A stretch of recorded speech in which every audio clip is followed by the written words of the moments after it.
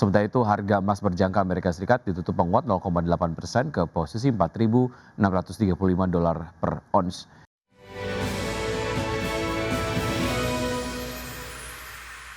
Harga emas melesat ke rekor tertinggi sepanjang masa pada perdagangan di hari Rabu seiring dengan meningkatnya ketidakpastian geopolitik dan ekonomi global yang mendorong investor memburu aset safe haven. Ekspektasi pemangkasan suku bunga The Fed turut memperkuat rally logam mulia. Harga emas spot melonjak 0,9% menjadi $4.628 per ons setelah sebelumnya menyentuh rekor intraday di level $4.641.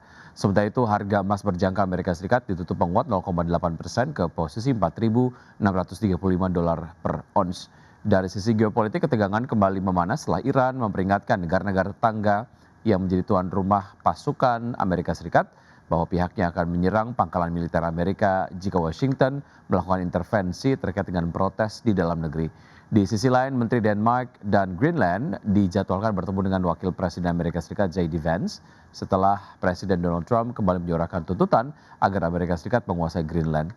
Dari data ekonomi, penjualan retail Amerika Serikat pada November melampaui ekspektasi, sementara indeks harga produsen sesuai proyeksi bulanan, namun lebih tinggi secara tahunan. Indeks harga saham gabungan atau IHSG rebound signifikan di hari Rabu dan berhasil mencatatkan rekor intraday dan penutupan tertinggi sepanjang masa di atas level 9 ribuan.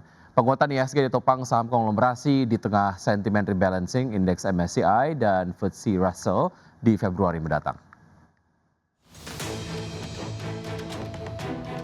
Indeks harga saham gabungan atau IHSG ditutup menguat signifikan 0,94% di level 9.032,58 di akhir perdagangan Rabu.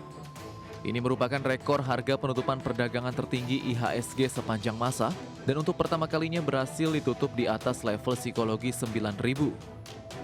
Secara intraday, IHSG juga catatkan rekor tertinggi di sepanjang masa di level 9.049,298 ketika IHSG menguat di atas 1% intraday. Seluruh indeks sektoral kompak menguat menopang kenaikan IHSG.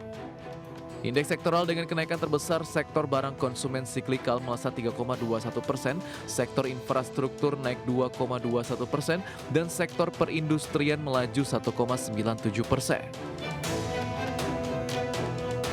Saham emiten konglomerat kompak menjadi penopang kinerja utama IHSG setelah 2 hari diperdagangkan secara volatile.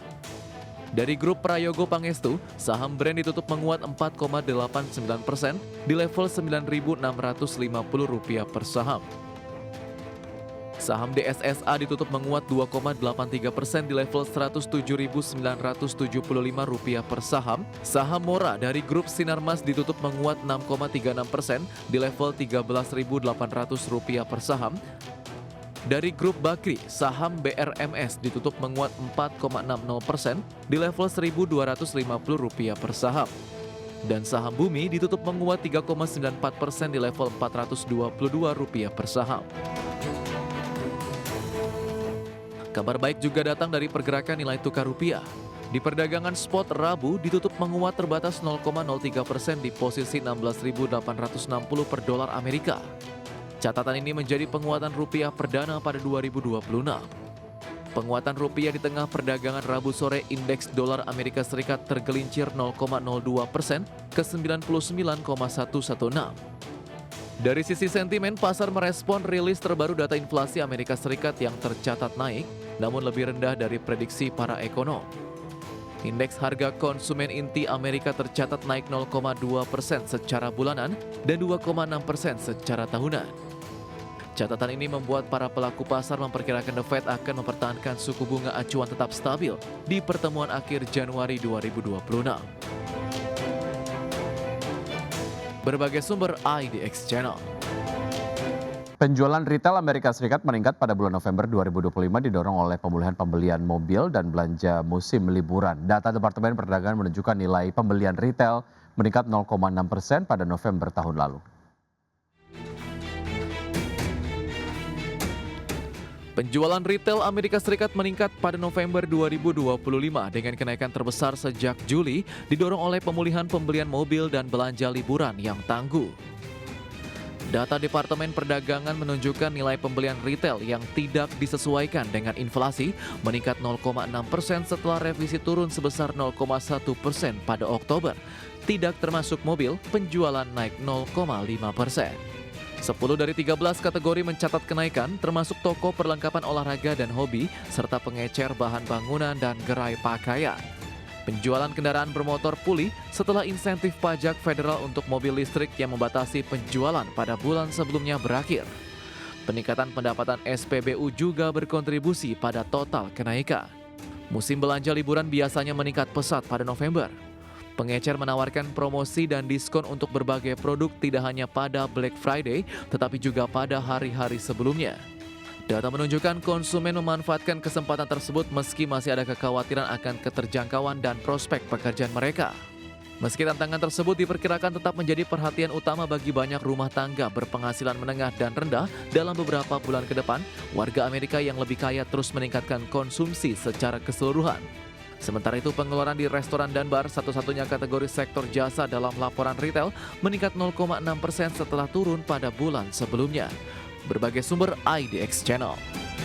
Ya, selanjutnya bisa dari bursa global, bursa ekuitas Wall Street merosot pada hari Rabu dipimpin penurunan indeks Nasdaq yang seiring kejatuhan saham teknologi ketika investor beralih ke sektor yang lebih defensif. Saham perbankan juga melanjutkan tren negatif setelah rilis kinerja kuartalan yang beragam, serta tertekan kekhawatiran atas rencana Presiden Donald Trump untuk membatasi suku bunga kartu kredit. Kita lihat data selengkapnya untuk penutupan perdagangan Bursa Amerika Serikat di dini hari tadi. Dow Jones Industrial Average ditutup melemah 0,09% ke level 49.149. S&P 500 terkoreksi 0,53% ke 6.926 dan Nasdaq Composite yang turun 1% ke level 23.471. PT Goto Gojek Tokopedia Tbk melaporkan telah menghabiskan 100% dana IPO sebesar Rp13,57 triliun.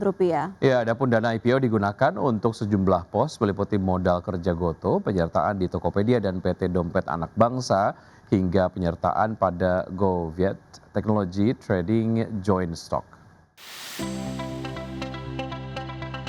PT Goto Gojek Tokopedia Tbk menghabiskan dana penawaran umum saham perdana atau initial public offering sebesar Rp13,57 triliun. Direktur Keuangan Goto, Simon Takleng Ho, menjelaskan Goto mendapatkan hasil penawaran umum senilai Rp13,72 triliun dari IPO pada tahun 2022 lalu. Dari jumlah tersebut, sebanyak Rp4,07 triliun telah direalisasikan untuk modal kerja Goto. Lalu sebesar Rp4,07 triliun untuk penyertaan pada PT Tokopedia. Goto juga menggunakan sebanyak Rp3,39 triliun dana IPO untuk penyertaan pada PT Dompet Anak Bangsa atau GoPay.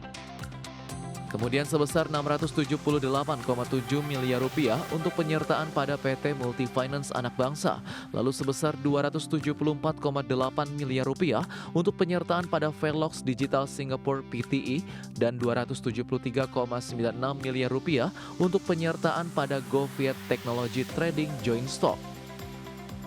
Goto juga telah menghabiskan dana IPO sebesar Rp508,6 miliar untuk modal kerja PT Dompet Anak Bangsa. Dengan demikian, jumlah dana IPO Goto yang telah terpakai adalah sebesar Rp13,57 triliun atau telah sepenuhnya terpakai. Berbagai sumber IDX Channel.